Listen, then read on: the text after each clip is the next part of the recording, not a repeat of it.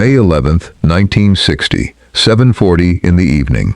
A dirt road on the outskirts of Buenos Aires called Garibaldi Street. The sun has already gone down behind the low houses and the vacant lots, and the streetlights out here don't really work, so the whole block sits in a kind of gray half-dark. A city bus, the number 203, groans to a stop at the corner. One man steps off. He's 54 years old, thin, balding, wearing a cheap gray suit that doesn't fit him quite right. He starts walking home the way he walks home every single evening at this exact time, because in 9 years of hiding in this country, he has never once broken his routine. He doesn't know that 2 cars are parked in the weeds 100 feet away with their engines already running. He doesn't know that 4 men have been watching this stretch of road for weeks, timing his steps, memorizing his shoes. He doesn't know that in the next 90 seconds, the most wanted man on earth is about to be tackled into a ditch by strangers who have been hunting him since before he was born. His name, on paper, is Ricardo Clement. His real name is Adolf Eichmann. And by the time this operation is finished, it won't just capture him. It will start a diplomatic firestorm that reaches the United Nations Security Council, expose a smuggling network that moved hundreds of war criminals across an ocean, and leave the man who grabbed him by the throat that night carrying a weight he could never fully put down for the rest of his life. Before that night on Garibaldi Street, Peter Malkin was just a kid from a poor family in Mandatory Palestine who joined the Shin Bet because he was good at 2 things: blending in and not asking questions. He was born in 1927, one of 6 children, and by the time he was a teenager, the news reaching Palestine from Europe had already gutted his family. His sister Fruma had stayed behind in Poland with her husband and their children when the rest of the family emigrated. All of them, every single one, were murdered in the Holocaust. Malkin grew up carrying that absence like a second skeleton. He didn't talk about it much. He just worked. He became one of Israel's most capable intelligence operatives, a specialist in disguise and covert entry, the kind of man who could walk into a room, become part of the wallpaper, and walk back out with whatever he came for. By 1960, he had spent over a decade in the field. He thought he had seen the ceiling of what this job could ask of him. He was wrong, because in March of that year, his supervisors pulled him into a room and told him Israel had found the man responsible for shipping his sister and her children to Auschwitz, and they wanted Malkin to be the one who put his hands on him. To understand why this operation existed at all, why a country would risk a full-blown international incident to grab one middle-aged bureaucrat off a dirt road in Argentina, you have to understand exactly what Adolf Eichmann had done, and exactly how well he had gotten away with it. Eichmann was not a soldier. He wasn't a camp guard, wasn't the kind of man who pulled a trigger himself. He was worse, in a specific and chilling way. He was a logistics officer, the head of the Reich Security Main Office's Jewish desk, the man who scheduled the trains. If you have ever heard the phrase, the banality of evil, it exists because of this man, because when philosopher Hannah Arendt watched him testify at his trial a year after this capture, she expected to see a monster, and instead saw a mid-level office manager complaining about paperwork. Except the paperwork Eichmann managed was the deportation of roughly 1.5 million Jews to extermination camps. He personally organized the deportation of Hungary's Jewish population in 1944, more than 400,000 people, in under 2 months, at a moment when Germany was already losing the war and every other resource was being diverted to the front. He didn't slow down, he sped up. Survivors who later testified against him described a man who treated the murder of children as a scheduling problem to be optimized. When Germany collapsed in 1945, Eichmann was captured by American forces, but he gave a false name and, incredibly, walked out of a low-security POW camp before anyone realized who they had. And then he simply vanished. For 5 years, nobody could find him. Nazi hunters like Simon Wiesenthal, himself a concentration camp survivor, spent those years chasing rumors that led nowhere, hearing that Eichmann had died, that he'd been seen in Egypt, that he'd been seen in Syria. All of it was noise, because Eichmann had done something smarter than run. He had disappeared into one of the most well-organized escape networks in modern history, a set of routes now known as the ratlines, built partly by sympathetic clergy in Italy, partly by corrupt officials in the Argentine government itself, who under President Juan Perón was actively, quietly, welcoming former Nazis into the country. Eichmann traveled through Austria into Italy on foot and by train, using forged Red Cross travel documents obtained with the help of a Franciscan priest, and boarded a ship to Argentina under the name Ricardo Clement in 1950. Once he landed, he did something almost nobody expects a war criminal in hiding to do. He got a normal job. He worked at a Mercedes-Benz factory. He sent for his wife and sons. He rented a modest brick house on the outskirts of the city. He lived for 9 years as an unremarkable man in a country that had made itself a haven for exactly his kind of unremarkable monster. And here is the detail that should genuinely unsettle you. Historians estimate that somewhere between 300 and 800 Nazi war criminals settled in Argentina alone after the war, and the overwhelming majority of them were never found, never tried, and died of old age in their beds. So how did they find this one? Not through brilliant fieldcraft, not at first. They found him because of a teenage romance. A half-Jewish German refugee living in Argentina named Lothar Hermann had a daughter, Sylvia, who in the mid-1950s started dating a young man named Klaus Eichmann. Klaus was proud, careless, the way teenage boys often are, and one evening at the family's dinner table he started bragging, telling Sylvia that his father had been a high-ranking Nazi officer who, in his words, should have finished the job of exterminating the Jews. Sylvia went home and told her father, who was blind from injuries suffered in a concentration camp himself, and Lothar Hermann began quietly investigating. He tracked down the family's real address and passed the information to West German prosecutor Fritz Bauer, a Jewish survivor of Nazi persecution who, distrusting his own government's willingness to pursue Nazi fugitives, bypassed Bonn entirely and handed the tip directly to the Israeli government in 1957. But even with an address, Mossad wasn't certain. They'd chased false leads before. So in early 1960, they sent an interrogation specialist named Zvi Aharoni to Buenos Aires to confirm, in person, without arousing suspicion, that Ricardo Clement really was Adolf Eichmann. Aharoni spent weeks photographing the house from a distance, timing the man's movements down to the minute, and eventually managed to snap a close-up photograph of him gardening in his yard.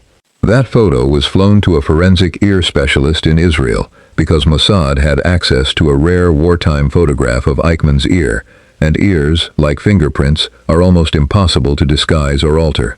The match came back positive. The ghost was real, and he was standing in a garden 6,000 miles from Jerusalem, watering tomatoes.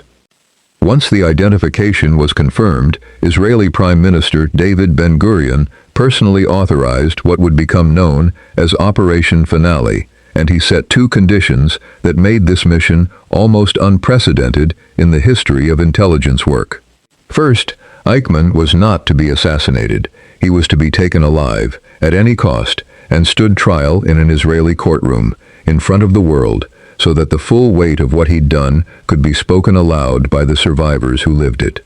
Second, the operation had to be carried out without the knowledge or consent of the Argentine government, meaning that if anything went wrong, if a single member of the team was caught, Israel would have just committed an act of state-sponsored kidnapping on foreign soil, with zero deniability and zero legal cover. Rafi Eitan was chosen to command the ground team. Roughly 30 operatives were eventually funneled into Buenos Aires under false identities, tourists, businessmen, a fake film crew, all converging on a city where none of them could trust a single local official, because they had no idea how deep Perón-era Nazi sympathies still ran inside Argentina's own security apparatus. They rented 4 different safe houses under different aliases so that no single property connected too many operatives at once. And they picked their target date carefully. May 11, 1960, a Wednesday, the eve of Eichmann's 25th wedding anniversary, chosen precisely because his routine, that same 7:40 bus, that same walk home, that same predictable stretch of unlit road, had by now been logged and confirmed so many times that the team was willing to bet everything on it. Which brings us back to that stretch of road. 2 cars, 4 men, and Peter Malkin crouched in the dark, watching the number 203 bus pull away and one thin man in a cheap gray suit start walking toward him. The plan was for Malkin to approach casually, as if asking for help with a stalled car, and grab Eichmann before he had time to reach for the pistol Mossad believed he might be carrying. What actually happened was almost worse than they'd prepared for, because as Malkin stepped toward him and said, in Spanish, "Un momentito, señor," Eichmann's eyes locked onto his, and something in his face changed, a flicker of pure animal recognition, and he lunged backward off the road into the drainage ditch that ran alongside it. For one terrifying second, Malkin thought the entire operation, months of surveillance, an international team, Ben-Gurion's personal authorization, all of it, was about to collapse, because one man had bolted 3 feet into a ditch. Malkin threw himself after him. Later, in his own memoir, Malkin admitted something that stayed with him for the rest of his life. In that ditch, in the dark, with his hands finally closing around the throat of the man who had helped murder his sister's entire family, something in him wanted to keep squeezing and never stop. He didn't. He held the line Ben-Gurion had drawn. Within seconds, the other agents piled on, wrestled Eichmann's arms behind his back, and hauled him into the back seat of the waiting car, where they forced him to the floor and covered him with a blanket as they pulled away, hearts pounding, expecting sirens that never came. But grabbing him was only the beginning of the danger, and this is the part of the story most people never hear. Israel now had one of the most wanted men in the world sitting on the floor of a rented house in a foreign country, with no diplomatic cover, no extradition treaty, and absolutely no legal way to fly him out through normal channels. For the next 9 days, Eichmann was held handcuffed to a bed in a Mossad safe house, guarded around the clock, forced to answer written questions confirming his identity, questions the team needed answered in his own handwriting in case Argentina later disputed who they actually had in custody. And here's the detail that tends to genuinely surprise people. During those 9 days, by multiple agents' own later accounts, Eichmann was calm, almost cooperative. He signed a statement agreeing to stand trial in Israel, apparently believing, or telling himself, that being tried openly might be preferable to the alternative he assumed the Israelis had originally intended for him. Meanwhile, the operatives outside that room were far more frightened than their prisoner. Argentine police were actively searching for a group of kidnappers connected to a missing German national, and if local authorities had connected the dots even slightly faster, every member of that team could have ended up in an Argentine prison for the rest of their lives, or worse. The extraction plan that finally got Eichmann out of the country sounds almost too audacious to be real, and yet it is exactly what happened. Israel had sent an official delegation to Argentina to take part in the country's 150th anniversary independence celebrations, traveling on an El Al airliner, giving Mossad a legitimate government flight already scheduled to leave Buenos Aires for Tel Aviv, with diplomatic adjacent cover. On the night of the flight, Eichmann was drugged, shaved, and dressed in an El Al flight crew uniform, presented to airport officials as an airline employee who had suffered a medical episode after a night of heavy drinking and needed to be quietly walked aboard before takeoff. A Mossad doctor accompanied him the entire way, keeping him sedated just enough to prevent him from speaking or resisting, but not so heavily that he'd draw suspicion from customs. He was walked past Argentine officials, up the stairs, and into a seat on that plane, surrounded by men who, 9 days earlier, had tackled him into a ditch. The flight took off on May 20th, 1960. Somewhere over the Atlantic, once the plane was safely in international airspace, the team allowed themselves, for the first time in months, to believe they'd actually pulled it off. The world found out 4 days later, when Israeli Prime Minister Ben-Gurion stood up in the Knesset and announced, with almost no elaboration, that Adolf Eichmann was in Israeli custody and would stand trial for crimes against the Jewish people. The reaction was immediate, and it was not universal celebration. Argentina, furious that its sovereignty had been violated by a covert foreign snatch operation on its own soil, formally protested to the United Nations Security Council, accusing Israel of an act comparable to state-sponsored kidnapping.